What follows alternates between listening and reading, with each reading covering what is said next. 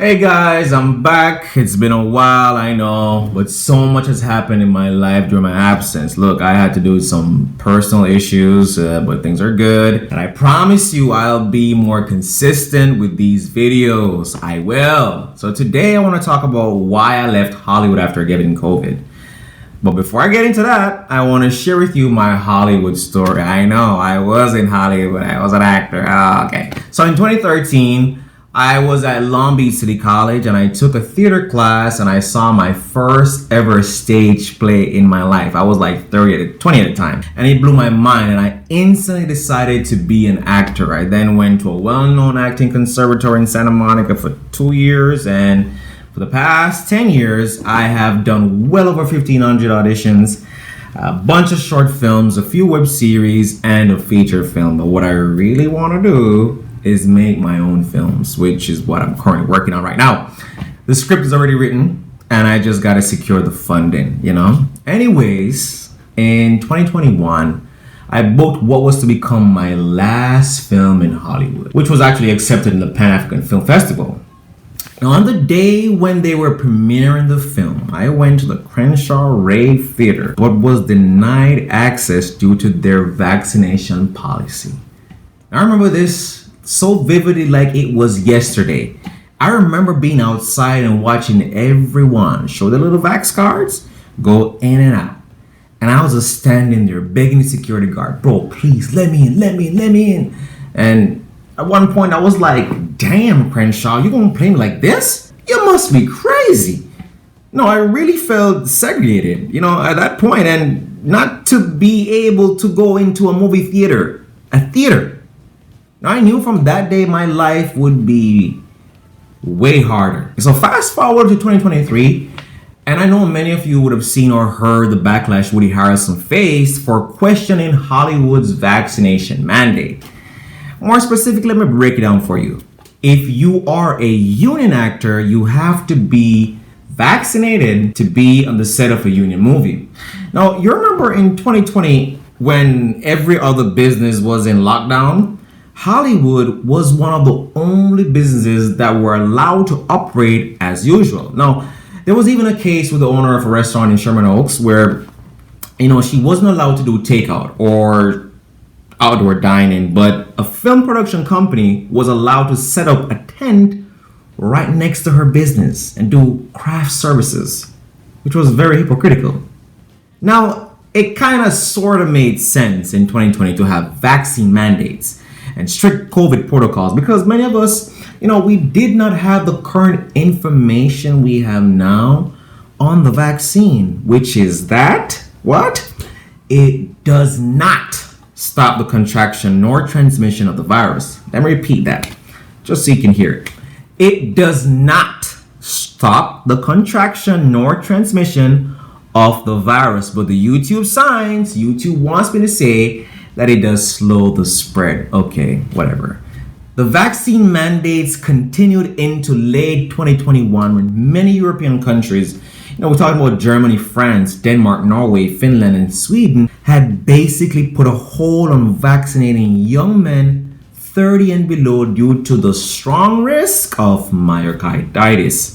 Now, even though I was in that age range and I had an underlying health issue, which made me even more prone to having health problems, that still wasn't enough to get an exemption in the United States of America, home of the brave, land of the free. But if I was in Europe, I would definitely be exempted.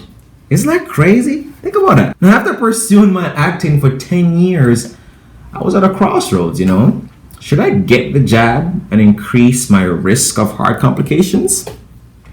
I don't know.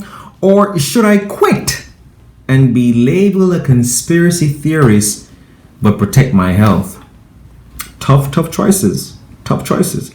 Now, when I told my friends and my family about my decision, only a few understood what I was saying and actually encouraged me not to take it. I remember a friend even texted me and asked me, bro, why aren't you taking the jab? I didn't have to tell the friend my business, but, I did. And, the friend was like, if I was like you, I would still take it. Now, I won't sit here and pretend like some of my friends and family weren't genuinely thinking about my health and my well-being, and I appreciate that. But no one knows my body like I do, and nobody cares as much as I do about my health. My body, my choice. You know what you get what I'm saying, right? After I decided not to take the jab, my life turned upside down. I literally went through a deep depression for a few months. I couldn't even reach out to my friends because I knew they would say, bro, you caused this on yourself, man. We took it. We're doing fine. No complications. You made things harder for yourself. So I basically just kept quiet the whole time. I suffered alone. It was rough. I also remember losing my agent. And then all the Jamaican roles started to show up out of nowhere. From movies to TV series. I remember helping two of my friends audition for Jamaican roles. And as a Jamaican myself, I'm just reading the script. I'm like, yo, there's so many Jamaican roles I could easily fit in, Casting even specifically asked, and they stated that they were looking for authentic Jamaicans. Who's more authentic than me, man? Come on, bruh. Can you imagine how I felt after all these long years of work and just slapped right in the face, My actor friends, they really understand what I'm saying, Now, it was also during this time that people started to ridicule the nurses who refused to take the jab. Y'all remember that? Now, these were the same nurses who worked hard through the pandemic. When most of us stayed home, they were praised as heroes because there wasn't any vaccine available at that time. No, there wasn't. And some even got COVID and some died. No, but did they die from COVID or with COVID? I don't know. That's a question I will answer another day. Conspiracy time. But the nurses that got COVID and survived had what we called natural immunity. That thing that used to be relevant and recognized from the beginning of time to 2020, and all of a sudden it just stopped getting recognized. Now, did you know that if you have already gotten chickenpox as a child, the CDC recommends that you don't get the chickenpox vaccine because of what? I know you know what I'm talking about. So on top of me being 30 and a male, I also got COVID and I had one of the most robust protections against the virus. How do I know that? I never got it again. Even with my underlying issue. Now let's take it back to nurses. Now, can you imagine being a nurse working nearly 30 plus years in your field and being called an idiot for saying no to a questionable jab? Obviously, people, they are not anti-vaxxers because they take their yearly mandated flu vaccine. So what would make them reject this one and face not having a job? Think about it. These nurses would have worked with both unvaccinated and vaccinated patients and seen what the virus does to both, but still decided not to take it. I remember mainstream media calling them conspiracists and idiots and all that stuff. And Don Lemon literally said, this op-ed out of the Washington Post reads, Macron is right. It's time to make life a living hell for anti-vaxxers. And last night, CNN's Don Lemon added fuel to the fire by calling unvaccinated Americans idiots who should not be part of polite society. Let's watch. We have to start doing things for the greater good of society and not for idiots who think that they can do their own research or that they are above the law and they can break the rules. Australia, Novak Djokovic. Australia said, no. We're going to look at the greater good of everyone in our society, and you're not part of that. Boy, when life gives you Don Lemons, you can't even make lemonade. You just shit out of luck. I'm telling you. But can you imagine a national news host calling the American people who exercise choice idiots? Not to mention every other mainstream media outlet just saying the unvaccinated are conspiracists, they're fools, they're everything. But how long is a conspiracy? No, seriously, how many days? How many months?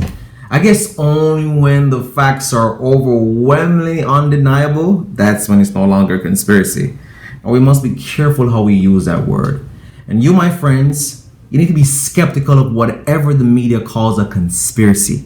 I guarantee you that almost 100% of the time, it's the actual opposite. Question.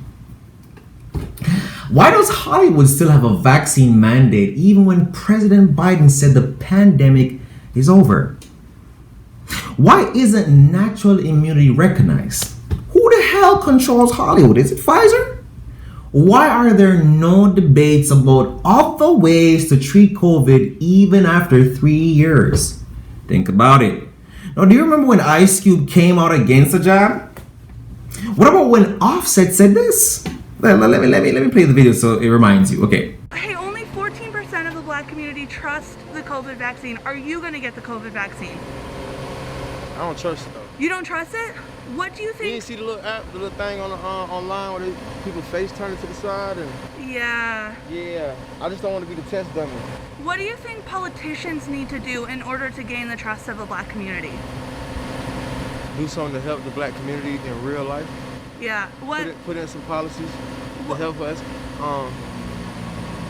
A lot of the government shit I don't be thinking is for us. Period. Does it give you any encouragement that Barack Obama's willing to take the vaccine on camera? Nah. No? Because you know, in reality, we blessed like certain people in certain opportunities get certain things. Like what's that politician that had the little brown shit running down his face? Rudy Giuliani. He just said something about having celebrity status for his COVID-19 treatment. Yeah. So I think a lot of that happens in real life. Like if I go to the hospital here, they're gonna admit me fast. They're gonna get me faster than the normal person, which ain't really fair. So me seeing him do that wouldn't make me feel like, you know what I'm saying, I still want to do it myself. Right. But even though you are a celebrity, you don't feel like you would get any celebrity treatment with the vaccine? In the sense that, like, if you get into a hospital here... I wouldn't want to do that because, shit, people don't got what I got. They don't have that opportunity, so that ain't fair. Yeah. And people dying from that shit, you know what I'm saying? A lot of people. Right. A lot of black people. Now look, you can take what you want from this, but the way in which the government handled this pandemic opened my eyes to many things. And trust me, I will never be able to unsee these things.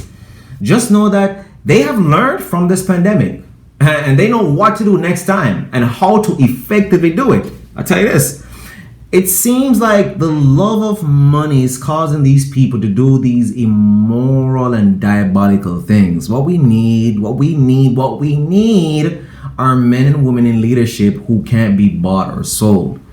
We need to recognize that this, America is still a country of free choice. And as Americans, we must protect that at all costs.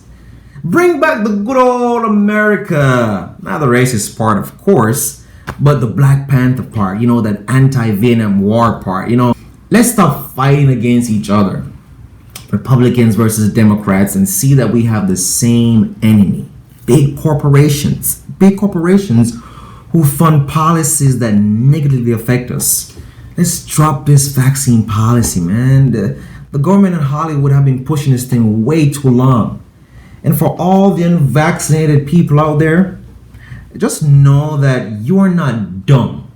And despite how hard your life is right now, you have made the right choice. And for those who were forced to take it because you got bills to pay, you got kids to feed, just know that I'm not blaming you. But don't you ever forget what they made you do.